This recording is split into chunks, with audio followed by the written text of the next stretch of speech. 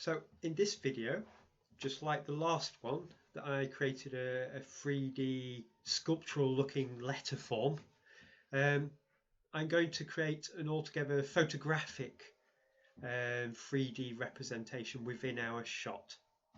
So this time I'm going to duplicate the background. All right, and on top of the background I'm going to add a text layer, and I'm going to write art. All right. Now I'm going to make this quite big. Whoops.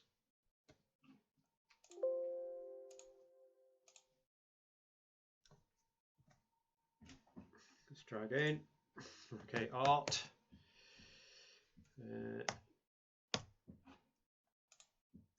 Okay, I'm going to make it quite big, but I'm not too worried about stretching it this time. I want the letters to be quite tall. I'm going to bring that down to about there and hit return. There you go. That's about where I want my art sculpture to be, if you like. But we're going to what we're going to do is extrude the photograph into the art itself. All right, so part of the image of the photograph will be displayed on the front of these letters. I'm going to make this bigger actually. Let's be nice and bold about this. There we go. Okay, so just like before, well, what we need to do is from this layer we need to create a selection. Now all we need to do is click on here, we right click and we click select pixels.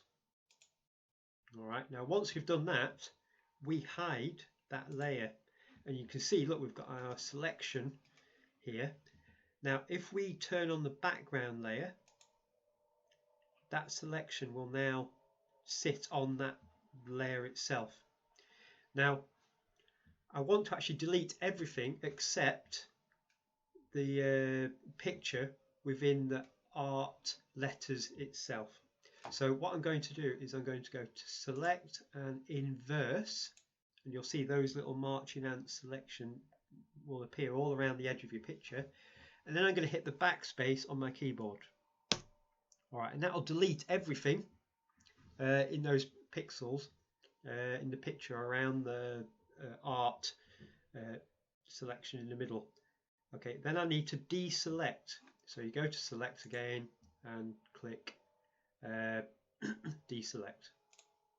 Okay, now if we turn off our background layer, look, you can see that our art is formed in front of our building.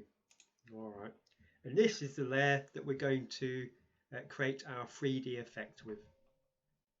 Okay, so if you've not already done so, go up to here and click and choose 3D, and then in the little tab next to the layers tablet,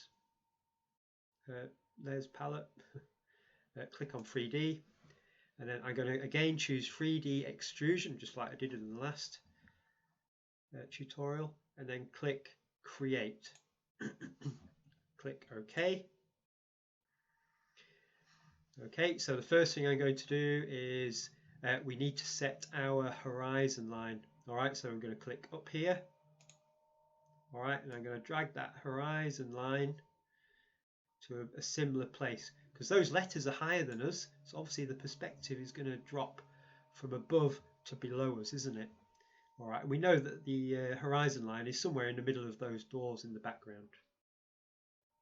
All right. Okay, so if I click on art here, okay, there's a couple of things we can change here. So look over here, and I'll just next to our layers palette in the 3D palette, if we click on this symbol here, we can edit the way that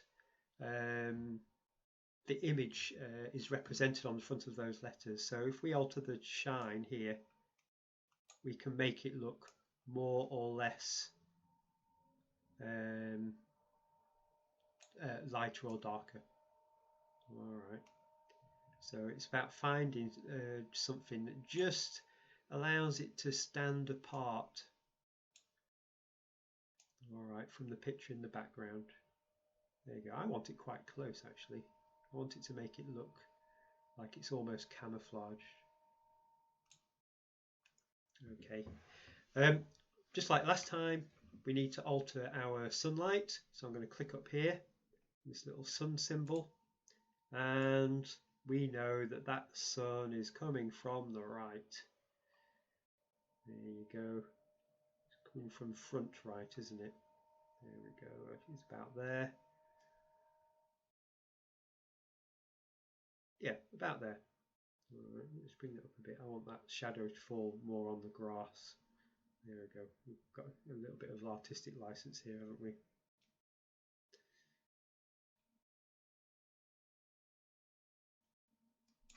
I think that'll do. All right. Okay, now we're happy with that. I'm going to click on layers and going to click in this layer and I'm going to choose rasterize 3D. And there we have it.